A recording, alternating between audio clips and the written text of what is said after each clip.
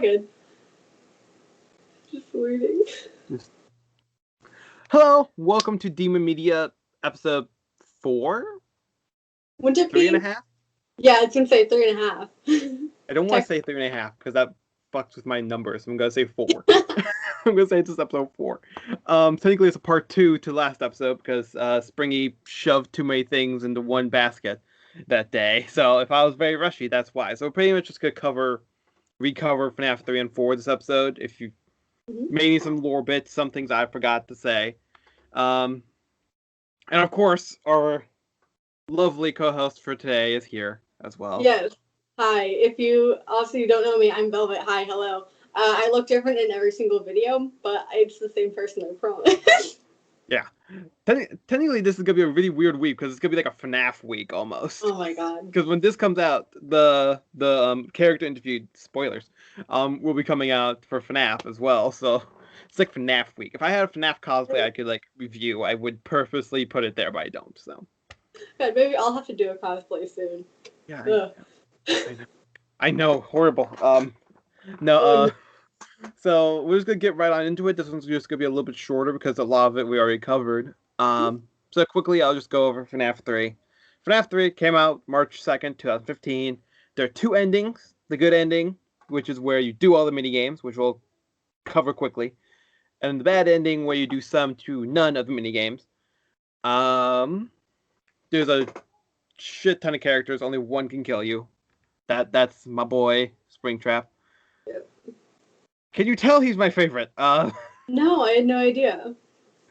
So the mini games that can be activated are BB Balloon Boys, Air Adventure, Mangle's Quest, Chica's Party, Stage 01, Glitch mini game, which technically is the first appearance of Glitch Trap. Very true. Technically. And then Happiest Day, which is the final one as well. So Air, you can activate Balloon Boys anytime, it says. And it's by pretty much, you can access it by going to cam 8 and double-clicking on the character drawing of BB on the left wall. Next one for Mangle on night 2, only on night 2. Going to cam 7, click on the top left, then bottom left, then top right, then bottom right, and buttons on the left. These are all on the FNAF Wikipedia page. We're trying to do this one quicker, so I'm just gonna so Chica's Chica's Party, not Body. That's a fan game right there.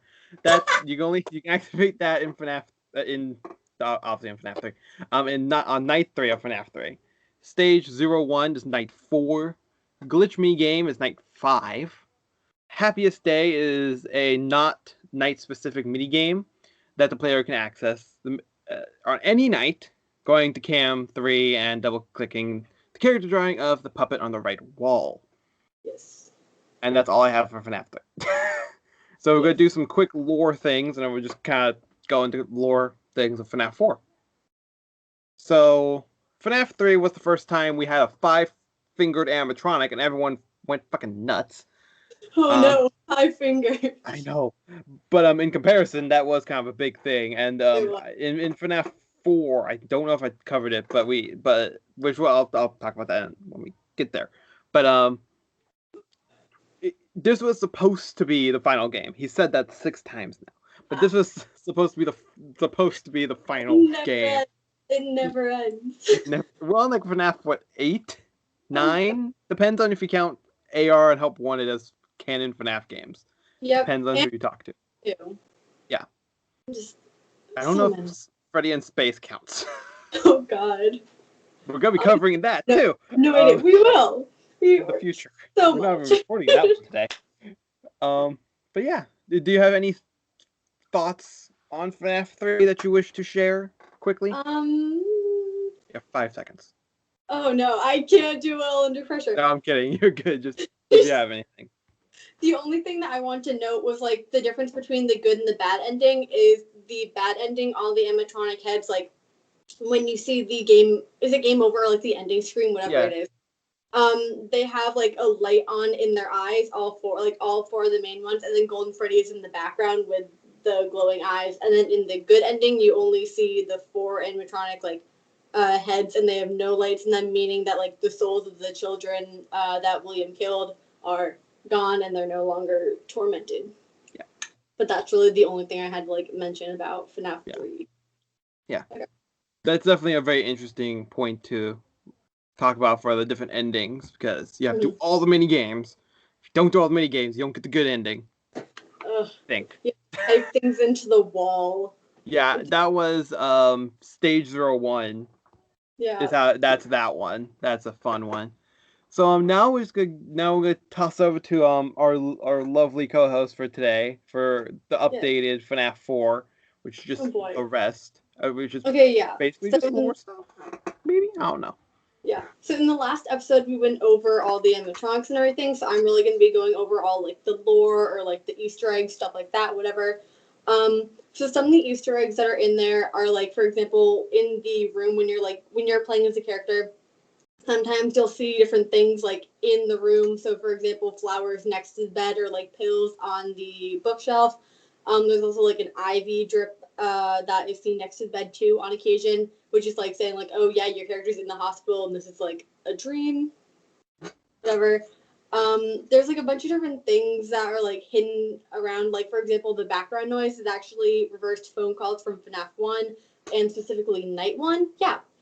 It's the reversed sound, like slowed down, like creepy and everything. And then like in the left hallway, there's like actual photos of Scott and his like family, which is like I think kind of cool. So I'm like, you know what? If you can't find a photo or like can't find like a drawing or something, just slap a photo of your family and you're fine. Just slap it on in there. That's creepy, isn't it? Like, so in this murder you can't game, see it though. It's so tiny. True. It's like small pixels. But yeah, another big thing is like the Fredbear plush follows the character like everywhere, regardless of like where you are. So it's like in the house, in like flowers. It gets like more and more absurd as the week goes on, as you like leave outside. Like in the sewer, like Pennywise, like what? He's here, he's there, he's everywhere. Who are you gonna call? Psychic friend. Sorry. It's all good. But yeah, it's actually so the bear follows you around everywhere but night 5. He's nowhere near you. In night 5 you don't like see him at all, which is keep that in mind. It's interesting, yeah. So another like big thing that I want to talk about is the bite. Is it 1987 or 1983? That's like a really widely debated topic, or at least it was.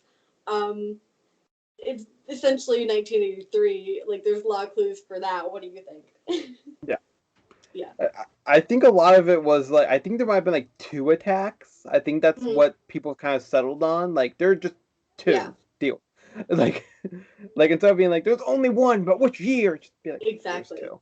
Yeah, a lot of people, wasn't it settled on that we see the bite of 83 and the bite of 87 is Jeremy from not Night 2. FNAF 2? From FNAF 2 and bangled it or something. I think that is kind of what the idea was.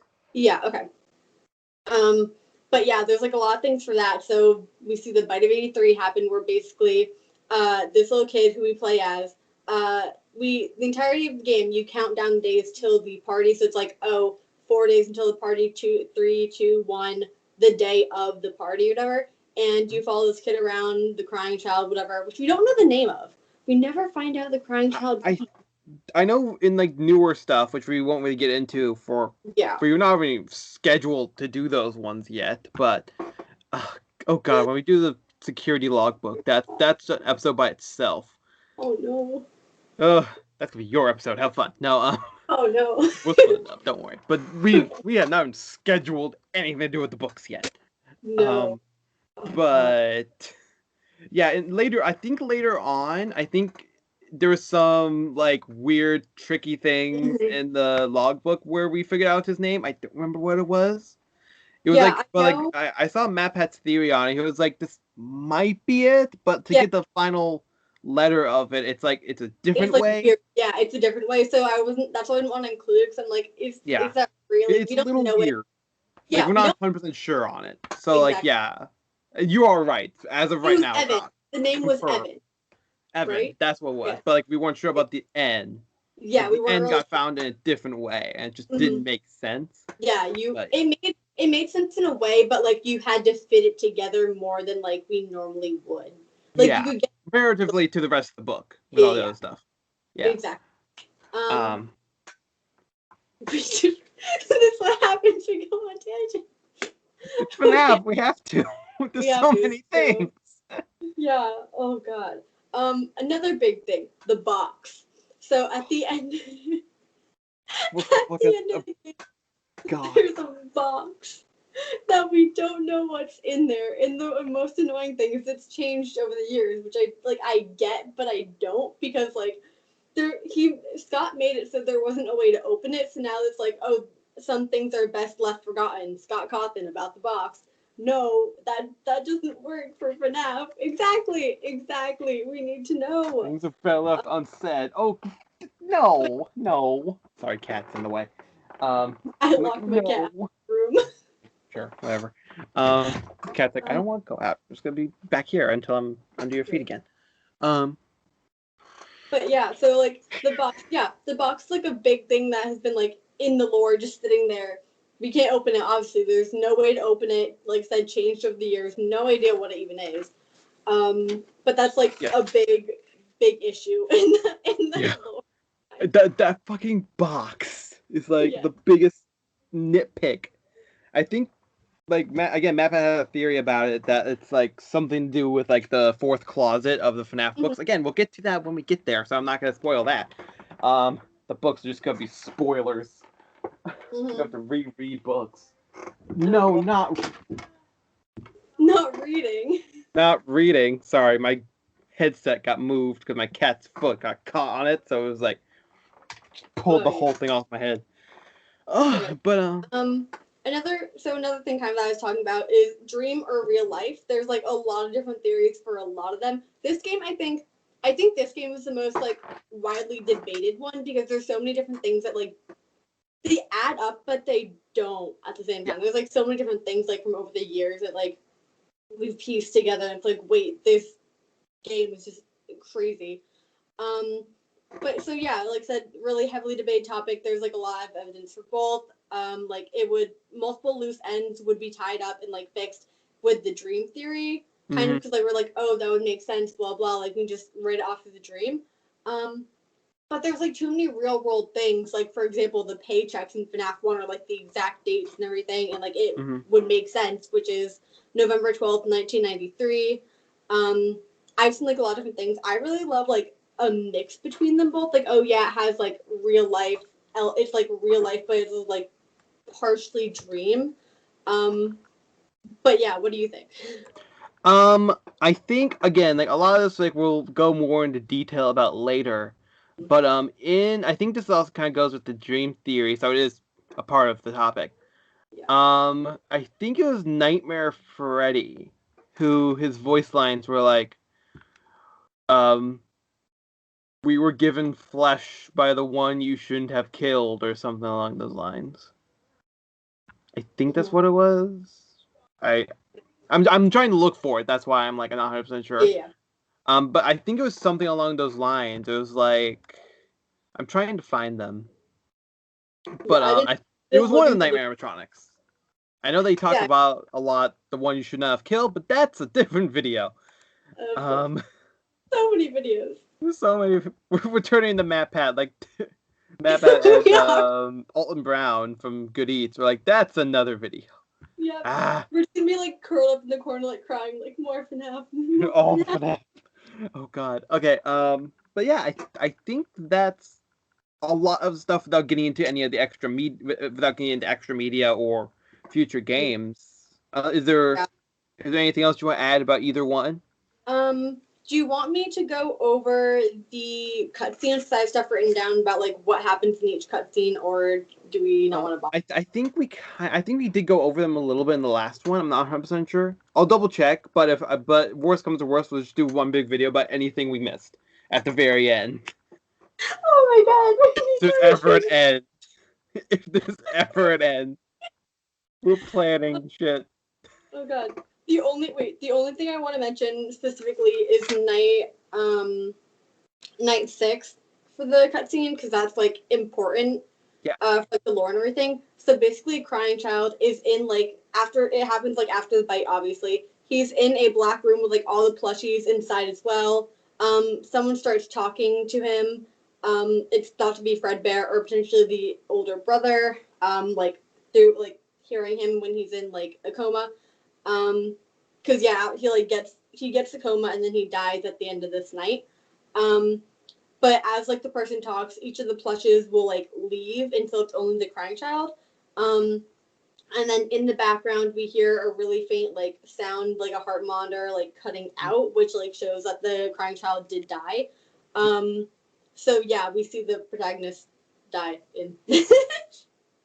I think that's one of the first times like we've ever technically seen them die. I think off the top of my head, I mean.